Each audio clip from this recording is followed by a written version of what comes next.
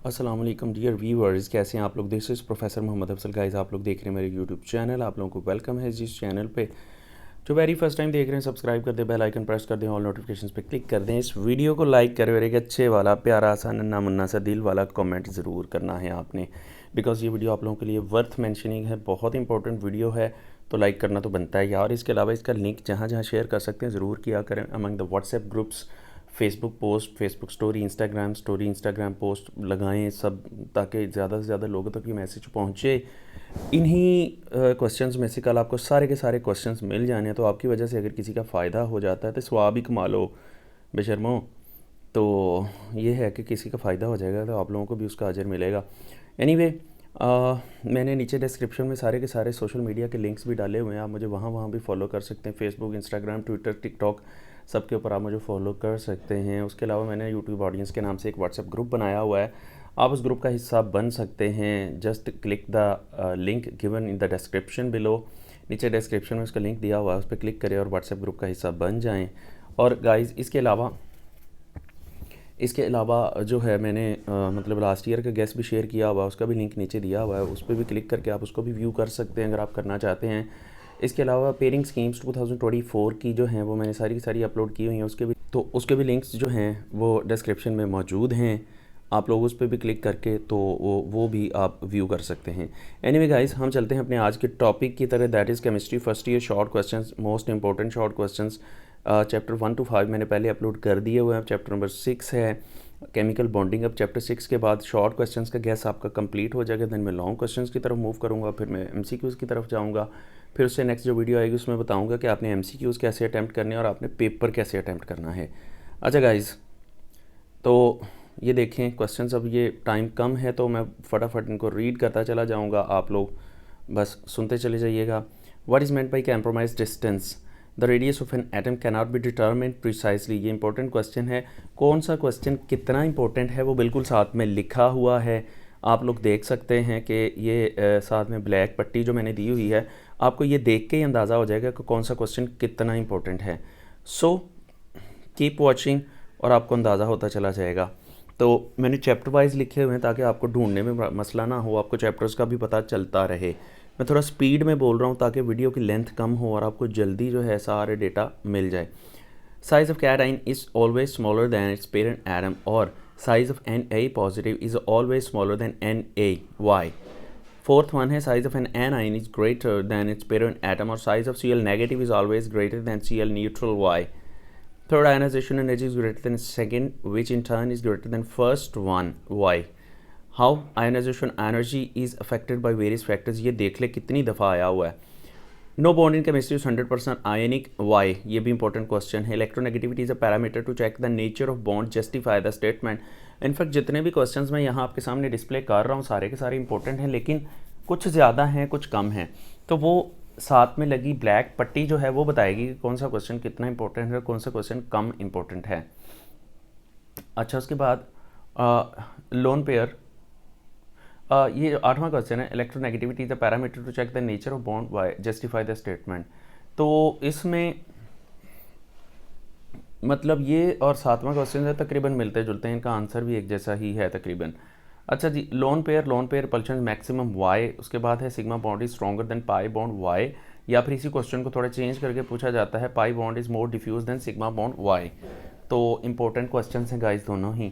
Bond angles of water are 104.5, methane is 109.5 and of NH3 is 107.55।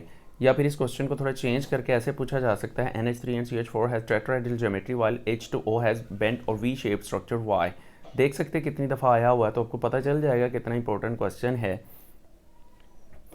Then आगे move करते हैं तो differentiate between bonding molecular orbitals BMO and anti bonding molecular orbitals ABMO। उसके बाद guys, define bond energy and what factors the strength of a bond depends upon. What does dipole moment mean? CO2 has a zero dipole moment while water H2S and SO2 have some value of despite having same number of atoms. Why? अच्छा guys, उसके बाद 17th question है carbon monoxide has 0.12 dBi despite having linear structure while CO2 has 0. Why?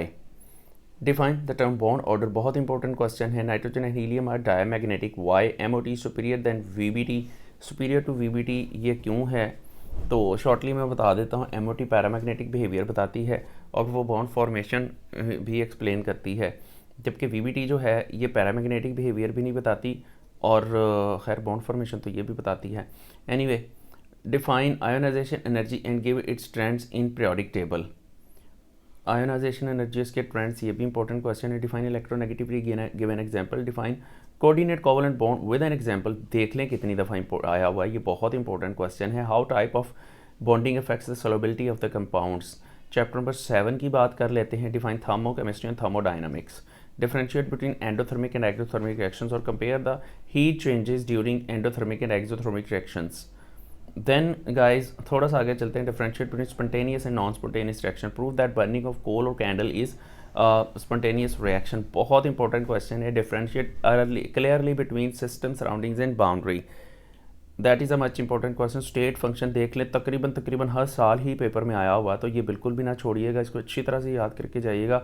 State function की definition में एक word आता है microscopic, वो माइक्रोस्कोपिक नहीं है, वो मैक्रोस्कोपिक है। अगर आप माइक्रोस्कोपिक लिख देंगे तो आपका एक सिंपल वर्ड की गलती की वजह से पूरी डेफिनेशन क्रॉस हो सकती है। तो ये वर्ड मैक्रो है, मैक्रो, माइक्रो नहीं लिखना।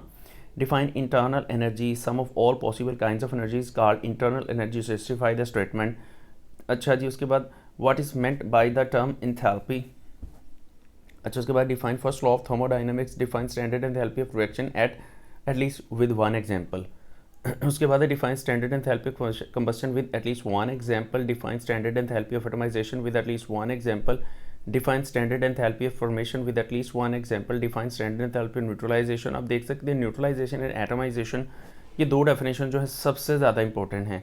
Finally define standard enthalpy of solution with at least one example, spontaneous reactions always proceed in forward directions, why state the has law of constant heat summation. ये ज़्यादातर इसका चांस लॉन्ग क्वेश्चन में होता है, लेकिन इसकी definition as a short question भी आ सकती है, जैसा कि मैंने यहाँ पर बताया हुआ है आपको। अच्छा, उसके बाद चैप्टर नंबर 8 की बात करते हैं। Differentiate between reversible irreversible reactions, state the law of mass action, ये ज़्यादा इंपॉर्टेंट है, ज़्यादा दफ़ा आया हुआ है। State Le Chatelier's principle, define conjugate acids and conjugate bases, इनकी एक एग्जांपल भी देंगे आप साथ में। What is meant by common ion effect, देख ले कितना इंपॉर्टेंट है, बहुत ज़्यादा दफ़ा रिपीटेड है बोर्ड के पेपर्स में। What is meant bye buffer solutions and buffer capacity. तो 8वें चैप्टर के बेसिकली जो शॉर्ट क्वेश्चन है बहुत टेक्निकल हैं, मतलब लेंथ में भी ज़्यादा है, तो मैंने वो क्वेश्चंस दिए हैं जो बार बार बोर्ड में आए हुए हैं ताकि आपके लिए आसानी हो जाए, क्योंकि 8वां चैप्टर पेयरिंग स्कीम के अंदर रहकर आपको अच्छी तरह से करना पड़ेगा। और ये एक ऐसा चैप्टर है जिसमें से न्यूमेरिकल आना है, लोग इसकी थियरी नहीं करते, तो आप थियरी ना करें, न्यूमेरिकल कर लें, यहाँ से ये वाले क्वेश्चंस कर लें, आप लोगों का जो है कंटेंट पूरा हो जाएगा पेपर का। What is the importance of buffers, देख लें ये कितनी दफ़ा आया हुआ है। अच्छा जी, how the pH of buffer is calculated, define solubility product, the solubility product of solubility of glucose increases by increasing temperature, why. How the value of Kc determines the direction of the reaction, इसमें extent भी पूछी जा सकती है। Define pH of the solution, give its mathematical form.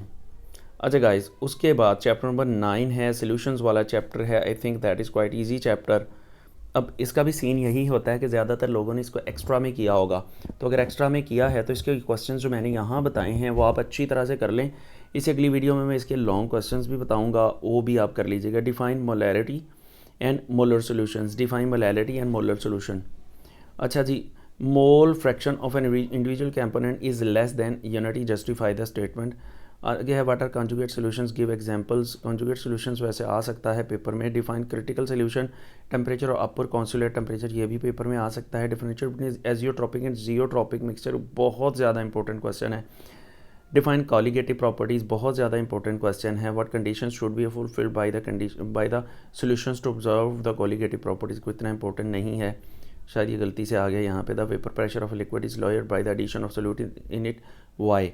Lowering of vapour pressure, मतलब ये ऐसे भी पूछा जा सकता है कि lowering of vapour pressure by adding solute is a colligative property, justify the statement. The boiling point of a liquid is elevated by the addition of solute in it, why. 11th question है, write down application या importance of depression, freezing point and boiling point elevation. इन दोनों की जगह पर वो simply लिख सकता है कि राइट डाउन एप्लीकेशन और इंपॉर्टेंस ऑफ कॉलिगेटिव प्रॉपर्टीज़। अच्छा, differentiate between hydration and hydrolysis, important question है guys. Number 13, define water of crystallization. Then 14th one, ये बहुत इंपॉर्टेंट क्वेश्चन है, 1 molar solution of urea in water is dilute as compare to 1 molar solution but the number of particles of solute is same, justify the statement. Freezing points for are depressed by the presence of A solute, justify the statement. अच्छा guys, उसके बाद 9th chapter से आपकी जान छूट जाती है, फिर हम चलते हैं चैप्टर नंबर 10 पे, differentiate between voltaic cell and electrolytic cell. 9th level का क्वेश्चन है गाइस, लेकिन आसान है और इंपॉर्टेंट भी है। What is meant by electrolysis, electrolytic cell is used to purify copper, justify the statement. या how copper is purified by an electrolytic cell. ये दो स्टेटमेंट है, दो तरीक़ों से पूछी जा सकती है ये statement, answer will be the same.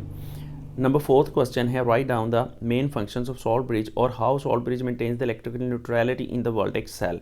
तो ये बहुत इंपॉर्टेंट क्वेश्चन है, आपके सामने डिस्प्ले भी हो रहा है। Number 5, voltaic cell is reversible cell, justify the statement. Voltaic cell is an electrolytic cell also, justify the statement. What does standard electrode potential mean, ये इंपॉर्टेंट क्वेश्चन है, इसकी डायग्राम भी अच्छी तरह से ड्रॉ करिएगा, प्रैक्टिस करिएगा। आगे जनाब है, डिफाइन इलेक्ट्रोकेमिकल सीरीज है, how a lead acid accumulator is charged, a porous partition is not used in a lead storage battery, why differentiate between primary and secondary cell, what is the difference between metallic conduction and electrolytic conduction. तो guys ये देखें, इतना lengthy chapter है, इसमें से मैंने just 11 questions आपको दिए और होपफुली इन्हीं 11 क्वेश्चंस में से आपको कल पेपर मिल जाएगा इंशाल्लाह। चैप्टर नंबर 11 की बात कर लें, रिएक्शन काइनेटिक्स, ये आपका जो है इस बुक का आखिरी चैप्टर है। What is rate of reaction mean, rate of reaction changes every moment, justify the statement. ये इंपॉर्टेंट क्वेश्चन है, काफ़ी दफ़ा रिपीटेड है। Differentiate between average and instantaneous rate of reaction, define specific rate constant of velocity constant. आप देख सकते हैं कितना इंपॉर्टेंट क्वेश्चन है, सामने ही डिस्प्ले किया गया है। डिफाइन ऑर्डर ऑफ रिएक्शन भी इंपॉर्टेंट क्वेश्चन है। अच्छा, उसके बाद है डिफाइन हाफ लाइफ पीरियड है, डिफाइन एनर्जी ऑफ एक्टिवेशन है, ये भी काफ़ी इंपॉर्टेंट क्वेश्चन है। Rate of reaction is increase by increasing concentration of reactants and surface area, how. अच्छा, उसके बाद define catalysis and catalysis, important question है। Differentiate between heterogeneous and homogeneous catalysis, भाई साहब देखिए कितना इंपॉर्टेंट क्वेश्चन है, ये बहुत ज़्यादा दफ़ा रिपीटेड है।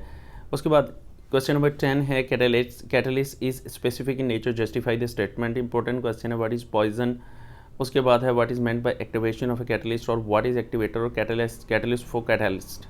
अच्छा, उसके बाद नंबर 13 और आखिरी क्वेश्चन है इस चैप्टर का। देखिए इतने लंबे चैप्टर में से मैंने जस्ट 13 क्वेश्चंस आपको दिए और होपफुली इन्हीं में से आपको 1 किलो पेपर मिलने वाला है। Define enzyme catalysis, what is meant bye optimum temperature and optimum pH. तो गाइज हियर वी गो, यहाँ हम इस बात को क्लोज करते हैं। तो जनाब आपका जो गैस है वो कंप्लीट हो चुका हुआ है शॉर्ट क्वेश्चंस का, और मुझे पहले सबसे दुआएं दें, उसके बाद आप इस चैनल का लिंक शेयर करें, जहाँ जहाँ शेयर कर सकते हैं ज़रूर करें। और मैं आप लोगों के लिए बेस्ट विशेस रखता हूँ, अल्लाह करे आप लोगों का पेपर बहुत अच्छा हो जाए और आपके मार्क्स भी बहुत अच्छे आ जाएँ। और गाइज़ सबसे बढ़कर बात ये है कि यम यम यम यम आपके इसमें मार्क्स अच्छे आ जाएँ और फिर उसके बाद सेकंड ईयर में भी अच्छे मार्क्स आ जाएँ और आपका अच्छी जगह पे एडमिशन हो जाए किसी यूनिवर्सिटी में। तो गाइज़ अपना ख्याल रखिएगा, थैंक यू सो मच। और इसका लिंक जो है वो शेयर करना ना भूलिएगा जहाँ जहाँ कर सकते हैं। थैंक यू सो मच, अल्लाह हाफिज़।